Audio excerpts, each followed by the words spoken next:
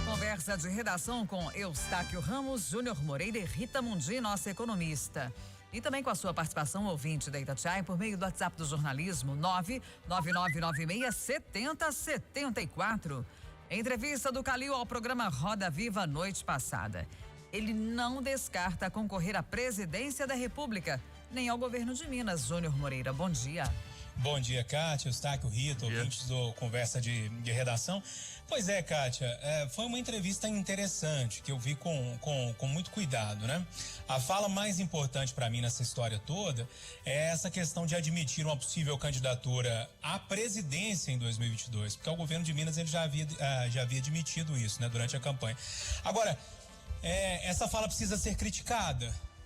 Do mesmo jeito que eu critiquei a fala do Zema aqui no domingo e também na segunda-feira no Conversa de Redação, da mesma forma que eu critico o Bolsonaro por ter antecipado tanto a disputa de 2022, há pelo menos 2 anos eu critico ele aqui por isso, e não tem por que não criticar o prefeito Alexandre Calil de entrar nessa também, né, nesse jogo político muito cedo. Crítica feita, vamos às falas, né, que eu acho que elas precisam ser analisadas. É uma fala que muda um pouquinho o xadrez da política para 2022, né? É só ver a postagem do Eduardo Bolsonaro agora pela manhã, falando sobre a entrevista e tal. Mas de qualquer forma, se o xadrez aqui já estava mais ou menos montado, que era Zema versus Calil, o Calil admitindo uma possível disputa à presidência, abre uma vaga aqui em Minas Gerais. Aí tem senadora Anastasia, tem Carlos Viana, e eu tô falando especificamente do PSD, né? Então, assim, é uma fala que me aponta alguns caminhos de mudança desse xadrez que estava parado na minha cabeça. Na minha cabeça o xadrez estava muito bem montado e agora as peças deram uma revirada ali no tabuleiro. Então é importante observar isso. Uma outra fala importante foi uma crítica feita ao presidente do próprio partido dele, o Kassab, né, o Gilberto Kassab, sobre aquelas incoerências que eu citava aqui após o primeiro turno das eleições, que foi uma pergunta, inclusive, que eu fiz para o Carlos Viana, dessa aproximação do Carlos Viana, que é presidente do partido aqui em Minas Gerais, sendo vice-líder do governo Bolsonaro, algumas indicações para cargos, como na Funasa, como para o Ministério das Telecomunicações do PSD, e o prefeito Alexandre Calil fez uma crítica muito clara, muito direta ao Gilberto Kassab por essa aproximação. A gente já vê aí também algumas questões que precisam ser olhadas. Outra situação que me chamou a atenção, eu não sei se isso chamou a atenção de todo mundo, até conversei com algumas pessoas, alguns interlocutores do prefeito Alexandre Calil, que foi a presença do vereador reeleito Gabriel Azevedo em São Paulo ontem, né? Ele estava cedo num programa de rádio, à tarde ele postou algumas fotos em algumas emissoras de São Paulo, por exemplo, a Jovem Pan, a CNN. E eu fiz essa pergunta ontem. Falei, olha, coincidência? Porque eu tô ficando mais velho já para acreditar muito em coincidências, O que você acredita que isso significa, João? Pois eu vou chegar lá. E aí, ele estava à noite também dentro do Roda Viva, convidado por Vera Magalhães, que é muito amiga do Gabriel Azevedo. Eu acho que isso pode indicar algum xadrez na Câmara Municipal. Temos aí vaga aberta para líder de governo, temos vaga aberta para a presidência da Câmara Municipal e essa reaproximação, os dois eram muito próximos. Veja bem, um dos primeiros coordenadores da campanha do Calil foi o Gabriel Azevedo. Ele ajudou muito na primeira eleição. E essa reaproximação me mostra algum xadrez sendo montado ali na Câmara Municipal. Pelo menos essa coincidência, chamada de coincidência ontem, me apontou para fazer essas conjecturas. Me parece uma aproximação que a gente precisa ficar de olho para a presidência ou então para a liderança na Câmara Municipal. Rita Mundim, bom dia. O que você gostaria de destacar na entrevista do Calil? Olha, Kátia, bom dia. Eu acho que o destaque, o Júnior já colocou tudo aí muito bem. O destaque foi esse desejo, essa revelação da aspiração dele a concorrer à presidência da República. E existe aquela velha frase, né? Tudo passa por Minas. Sob o ponto de vista político, eu acho que Minas começa a ganhar mais força política e mais presença no cenário político do que nós tínhamos antes. O Minas Gerais estava um estado muito apagado, muito largado, digamos assim. E com essa declaração do Calil, os holofotes passam a iluminar Minas Gerais e, como diz muito bem o Júnior Moreira, as peças de um xadrez que estava praticamente, elas estavam, né, paradinhas ali, elas começam a movimentar e todo mundo de olho nisso, né, e a incomodar. E a partir desse incômodo, a gente vai ver cenas dos próximos capítulos, né? Quem vai se aproximar, quem vai se distanciar, quem vai ganhar peso, quem vai perder peso. E é interessante que é exatamente, praticamente junto com o governador Zema. Então, os dois abriram a campanha sucessória para 2022, né? Seja para o governo do estado, que, né, ou, né, o Zema não é candidato à presidência, mas esse desejo do Calil ser candidato à presidência ou ao governo do estado, como bem disse o Júnior, abre vaga aí para um concorrente juntamente com o Zema, que pode ser o Viana, que pode ser o Anastasia, e a coisa começa a ficar interessante. Só espero que nessa busca pelo poder, nessa busca por cargos mais altos, eles não se esqueçam dos cargos que eles foram eleitos para e dos mandatos que eles têm que cumprir, porque isso é muito triste, que aí eles começam a se envolver com o próximo poder e esquecem da cena da vida real, do dia a dia de quem votou neles para representar-nos, né? É isso aí. Pois é, Rita, Júnior, Cátia, ouvinte da Itatiaia, eu lamento que a disputa presidencial esteja tão antecipada, sabe? A disputa estadual também. E Calil já admite ser candidato ao governo de Minas, à presidência da República, Zema, candidato à reeleição aqui em Minas Gerais, o presidente Jair Bolsonaro candidato à reeleição à presidência da República. Eu acho, assim, tudo bem, faltam menos de 2 anos já para as eleições de 2022, mas eu acho muito cedo. Eu acho que tem muita coisa ainda para ser discutida, tratada, resolvida, equacionada nas cidades, no estado, no país. Estamos no meio de uma pandemia, sabe? Com um agravamento do quadro ainda, né? Mal estamos ainda na primeira onda e já temos um agravamento da doença, temos problemas locais nas cidades, de trânsito, de posto de saúde, de escola.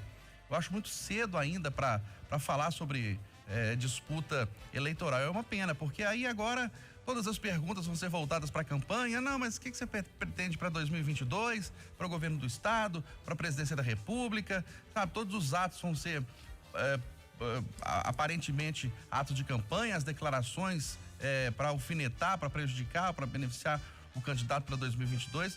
É lamentável isso, é lamentável porque é uma bandeira que a gente defende aqui na Itatiaia, que não haja eleições de 2 em 2 anos, porque mal termina uma eleição como terminou essa anteontem, e o assunto agora é só a eleição de 2022 para o governo do estado e para a presidência da República.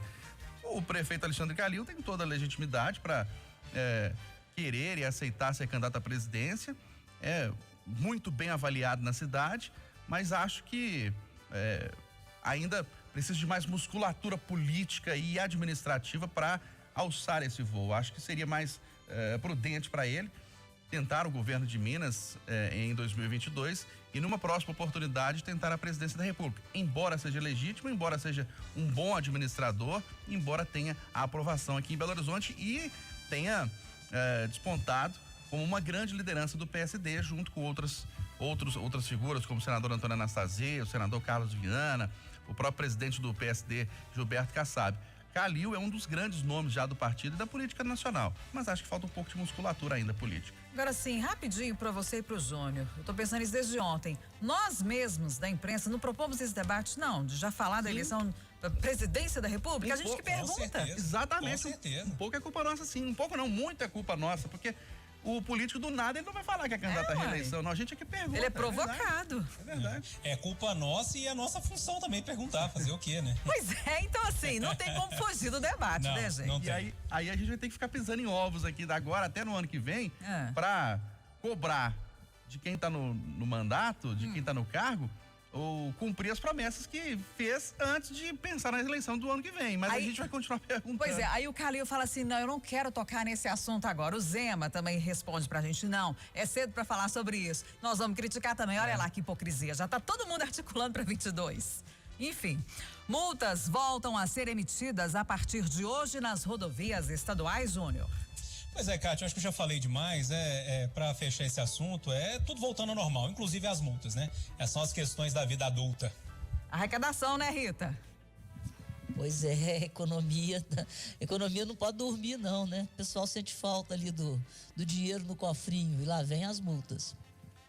Para quem anda de acordo com as normas de trânsito, se tem órgão multando, mais órgão multando, menos órgão multando, não faz diferença. Se o radar tá escondido, você não tá.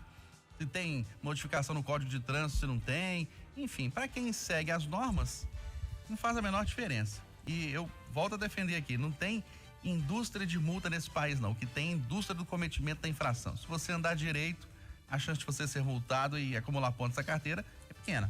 Eustáquio, o Dia Mundial de Luta contra a AIDS. A pandemia lota as unidades de saúde e atrapalha os serviços de combate ao HIV aqui no Brasil. Kátia, a gente vem destacando várias doenças e vários tratamentos que estão sendo deixados de lado nesse momento por causa do temor da população em sair e ir aos postos de saúde, aos hospitais, para acompanhar, para tomar os medicamentos, para ter o acompanhamento médico.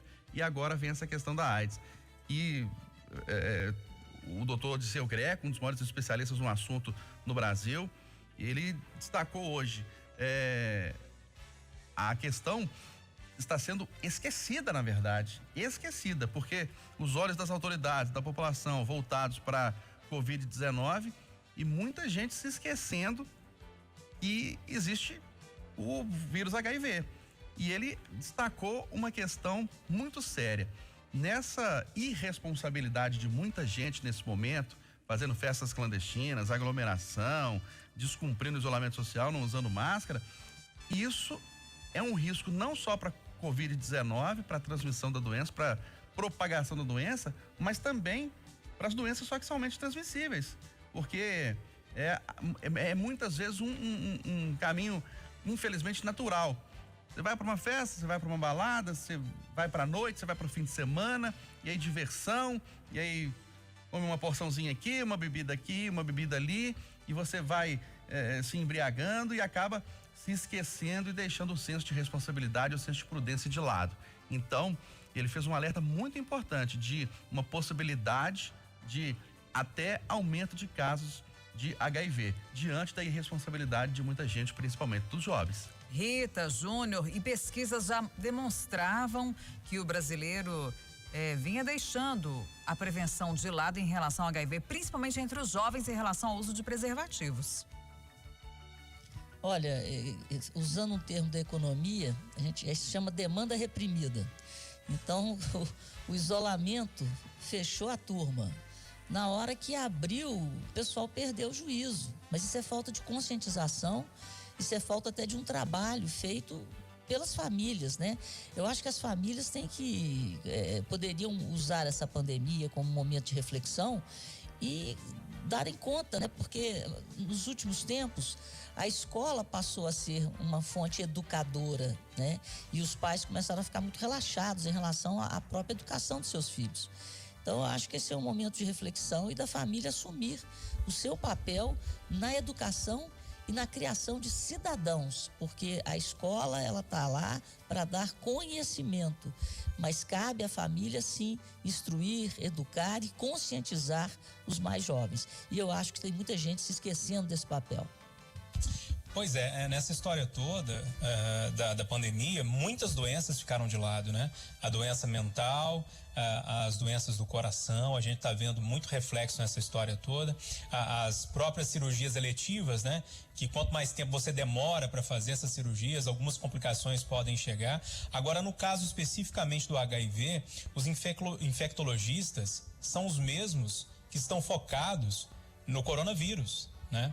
Então, é um caso muito particular que precisa ser analisado, porque os infectologistas viraram, com toda a razão, as atenções para o coronavírus, para estudar, para tentar entender, para atender as pessoas que chegavam doentes nos consultórios e também nos hospitais. E infelizmente, não por querer deles, mas infelizmente o HIV, que já é um vírus conhecido, acabou ficando de lado. É uma pena, mas eu acho que vale reforçar sempre aqui, aproveitar esse espaço para falar que você que está sentindo alguma coisa, sei lá, uma dor no peito, uma dor na cabeça, uma tristeza profunda que você nunca sentiu, né? Não espere não. Vá com todo cuidado até o seu médico, tente marcar uma consulta, porque é primordial que essas doenças sejam encontradas, diagnosticadas logo no início. 8h59.